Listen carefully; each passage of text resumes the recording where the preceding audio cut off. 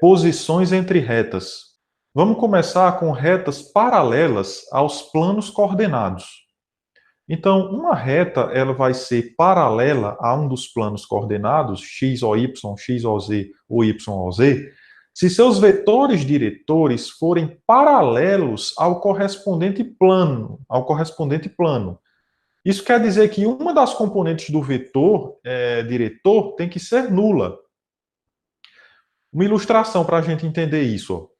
A seguir, eu vou mostrar para vocês uma reta R que é paralela ao plano x ou y. Eu vou colocar ela passando por esse ponto com esse vetor diretor. Observe que eu zerei a coordenada z desse vetor diretor. Então, um sistema de equações paramétricas, obviamente, vai ser esse daqui, né? Você tem aqui o ponto, menos 1, 2 e 4, e aqui as coordenadas do vetor, 2, 3 e 0, né? Então, eu tive o cuidado de traçar essa reta aqui para vocês, ó. O vetor diretor, que é 2, 3 e 0, então ele fica aqui embaixo. Essa reta passa pelo ponto A, que é o ponto com coordenadas menos 1, 2 e 4. E aqui a reta fica paralela a esse vetor V. Então, essa reta ela pode ser escrita nesse plano, que é paralelo ao plano x ou y.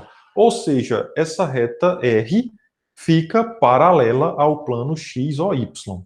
Então, toda vez que você zerar a cota do vetor diretor, a reta fica paralela a x ou y, entendeu?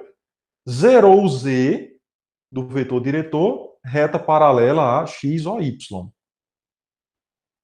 E assim por diante. Se você, esse caso aqui, se você zerar o y, não é? Então, tipo, a reta que passa por A com essa direção aqui vai ser paralela a x, ao plano x, o, z. Tá vendo? X, o, z. Aqui está o vetor diretor, a reta que passa por esse ponto, ó como ela fica paralela a x, o, z. E analogamente, se você zerar o x aqui, não é? E colocar um outro valor aqui no y, você vai ter aí uma reta paralela ao plano YOZ. Então, é assim que as coisas funcionam, tá, gente? Dito isto, eu vou falar agora de retas paralelas aos eixos coordenados. Então, uma reta R, ela vai ser paralela a um dos eixos, OX, OY ou OZ, se seus vetores diretores forem paralelos aos vetores I, J ou K. Ou seja, eu vou ter duas componentes do vetor diretor nulas. Então, aqui você tem a reta R, que passa por esse ponto A, e tem esse vetor diretor aqui.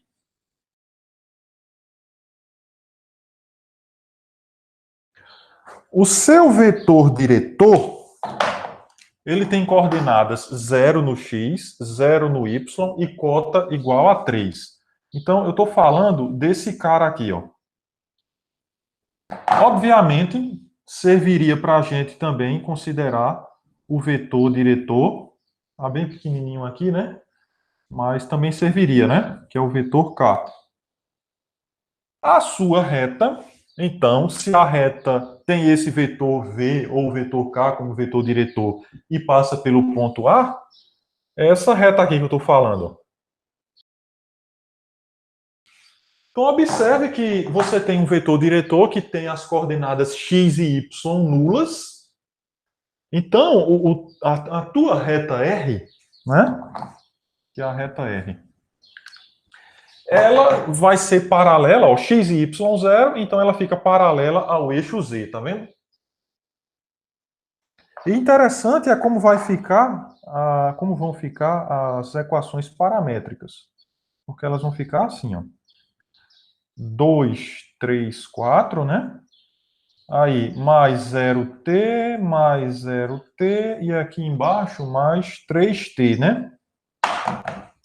Eu posso tirar isso, né? Posso tirar isso também. E aqui embaixo deixa do jeito que está. Mas o que é que significa isso aqui? O seu x ele tem que ser fixo, 2, o y 3. Né? Aqui, ó, fixa o o x igual a 2 e o y igual a 3. Aí tu tem esse pontinho aqui. O z pode ser 4 mais 3t, com t sendo qualquer real. Mas quando você varia o t aqui no conjunto dos números reais, isso daqui vai assumir todos os números reais. Todos os números reais estão representados aqui. Então, na verdade, você fixa o 2 e fixa o 3, e aí basta variar o z no conjunto de todos os reais, e você vai ter essa reta sendo representada aqui. Isso significa que as equações paramétricas dessa reta podem ser simplesmente isso aqui, ó. X igual a 2, y igual a 3. Só isso. Eu estou dizendo que o x é 2, que o y é 3. Bom, aí não tem o z, então significa que o z pode assumir qualquer real. Você fixou esses dois, se o z pode assumir qualquer real, então ele vai andar aqui nessa reta vermelha. Entendeu? Aí você já subentende que o vetor diretor é o k. Certo? Ou qualquer múltiplo de k. Uma reta que é paralela a um eixo coordenado, tá certo? Ela vai ter sempre essa forma aqui. Uma das variáveis não vai aparecer na sua equação. Se ela for paralela ao eixo z, não aparece o z aqui. Se for paralela ao x, não vai aparecer o x, e se for ao y, não vai aparecer o y. A seguir, vejamos retas que passam por A e são paralelas aos eixos OY e OX. Então tá aqui, ó. Uma reta que é paralela ao eixo O, ó, ela passa por esse ponto, não é? E é paralela ao eixo OX, tá? Essa daqui. Se ela é paralela ao eixo OX, então basta você colocar aqui as ordenadas do Y e do Z, que vão ser as coordenadas, né? Do Y e do Z, do ponto por onde ela passa. Aí, se não tem o X, é porque ela é paralela ao X. Exatamente isso. Ou então é assim, ó. Ah, não tem o Y? Ah, então ela vai ser paralela ao eixo Y. O vetor diretor, claro, vai ser o J.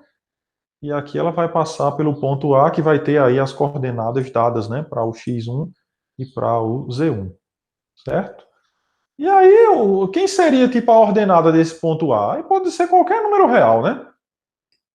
Você marca o ponto em cima dessa reta paralela a y. O eixo OX, então, né, vai ter como equações y igual a zero, z igual a zero. Por quê? Porque o eixo OX ele passa pela origem. Então estão aqui as coordenadas da origem. E ele é paralelo ao vetor i, né? Ou seja, paralelo ao próprio x. Então, se ele é paralelo a x, o x não aparece na equação, vai aparecer apenas as coordenadas de um ponto dessa reta, que no caso aqui a gente escolhe a origem. Então, a equação de OY, x igual a zero, z igual a zero, né?